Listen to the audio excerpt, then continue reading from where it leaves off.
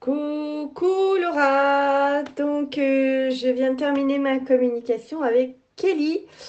Bon bah écoute, j'ai fait avec les photos que j'avais, donc bon, j'espère que ça va, ça a été, et puis bah tu me diras. Euh, donc c'est important pour moi que vous me fassiez vos retours, hein. Je le dis à chaque fois à mes consultants, systématiquement qu'il soit positif ou négatif, soit par audio, soit par message, pour me dire ce qui vous a parlé et ce qui vous a un peu moins parlé, de manière à ce que je sache où parfois mon mental prend le dessus, et alors que, ou l'interprétation aussi parfois, parce que les messages de nos toutous sont parfois à interpréter d'une certaine manière, et voilà, et pas hésiter aussi à laisser reposer parfois, parce que sur le coup, ça peut ne pas parler, et ça parle en fait plus tard quand on réécoute. Alors, Kelly, wow, tu t'es une boule d'énergie. J'ai l'impression d'avoir affaire à une chienne très pétillante, très légère aussi dans ses déplacements, comme si ses pattes étaient un petit peu plus trop grandes par rapport à son corps. Alors, je ne sais pas si elle avait, parfois, si elle faisait des, ou si ça lui arrivait de tomber, ou dans la précipitation de ses mouvements, badada, enfin, j'ai l'impression que des fois, elle n'avait pas toujours les pattes à la bonne place, et qu'elle pouvait se surprendre parfois à rouler boulet, quoi. Voilà. Alors, je la vois vraiment courir, se déplacer, bouger, et puis je la vois systématiquement avec un petite balle. Alors je dirais, c'est pas un gros ballon, mais c'est pas une petite balle non plus. Je dirais que c'est un petit peu la taille intermédiaire.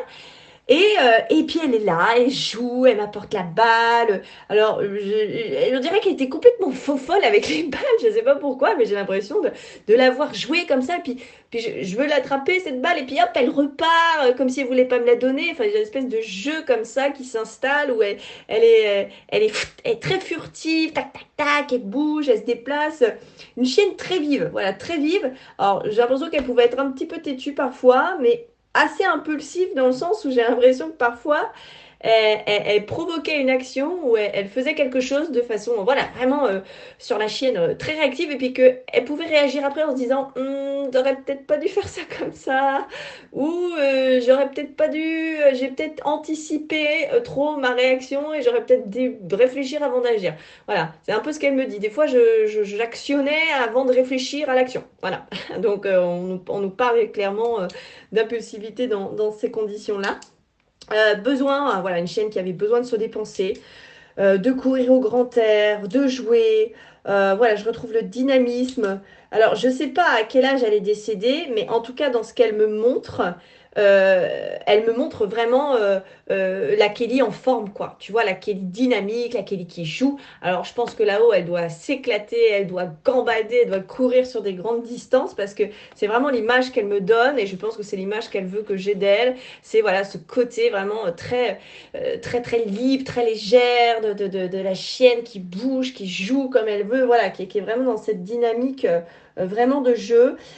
Pour moi, c'était une chienne sociable, alors qui pouvait être peut-être un peu craintive avec certains chiens, mais j'ai l'impression qu'une fois que le feeling était passé, ça le faisait nickel, quoi. Alors, je vois beaucoup de balades en forêt aussi. Alors, c'est marrant parce que là, l'image que tu m'as envoyée, euh, on est voilà, sur une bordure de route classique, mais j'ai l'impression que ce qu'elle me montre, il y a des arbres. Alors, j'aurais même tendance à dire des pins. Je sais pas, alors je sais pas si tu as eu l'occasion de te promener dans des forêts de pins, mais j'ai l'impression qu'il y a des épines de pins à côté, ou qu'il y a des pins. Voilà, en tout cas, j'ai plus l'impression que c'est boisé. J'ai pas l'impression d'avoir la route classique ou un canal, tu vois, où il n'y a pas beaucoup de forêts. Pour moi, je vois beaucoup d'arbres.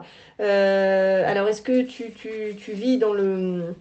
Ça me faisait penser un peu ouais, aux Landes, tu vois, hein, quelque chose comme ça. Alors, je sais pas si vous avez la mer pas loin, mais à un moment donné, j'ai cru aussi entendre des vagues ou entendre la mer. Alors, est-ce que c'est un endroit où elle appréciait bien aller particulièrement, la mer? Est-ce que tu as déjà eu l'occasion de l'emmener à la plage? Je sais pas, mais j'avais l'impression d'entendre aussi la mer pas loin de cette forêt. Alors, elle me montre beaucoup l'extérieur, hein. Je sais pas si elle a eu l'occasion.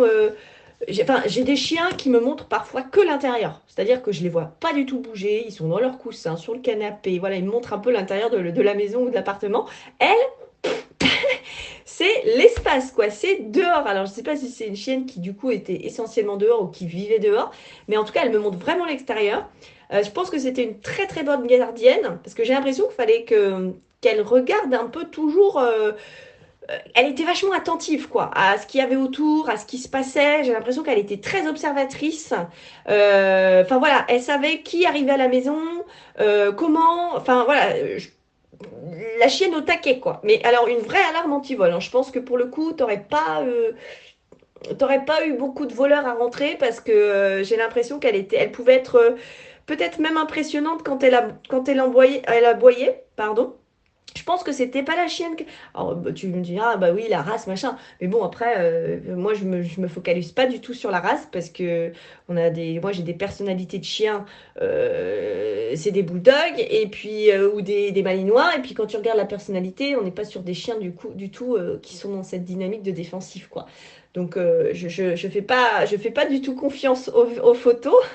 Mais elle, en tout cas, voilà, malgré tout, dans l'énergie de ce qu'elle dégage, j'ai l'impression que c'est une chienne qui se laissait pas démonter et qui faisait son job, quoi.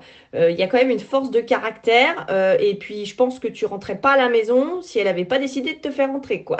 Donc je pense que voilà. Alors je la vois encore, j'ai l'impression qu'elle me ramène un pouic pouic dans la bouche ou un truc qu'il fallait qu'elle mâchouille. J'ai l'impression qu'elle avait besoin quand même de mâchouiller des choses. Alors je sais pas si elle t'a fait deux ou trois paires de chaussures. Mais bon, je pense que voilà, peut-être jeune, elle a certainement dû mâchouiller deux, trois trucs qui ne devaient pas forcément lui appartenir. Alors, encore une fois, une chienne pleine vie. Alors, par rapport à sa fin de vie, j'ai pas l'impression qu'elle ait très très envie qu'on s'y attarde parce que elle me montre vraiment ce côté très dynamique, ces balades, le fait de courir, de jouer la balle. Voilà, donc j'ai l'impression qu'elle veut pas trop qu'on s'attarde, mais j'ai l'impression qu'en fait sur la fin de vie, elle pouvait plus vraiment se déplacer. Alors je sais pas s'il y a eu quelque chose au niveau de son arrière-train, parce que j'ai l'impression de voir comme si son arrière-train marchait plus comme elle voulait.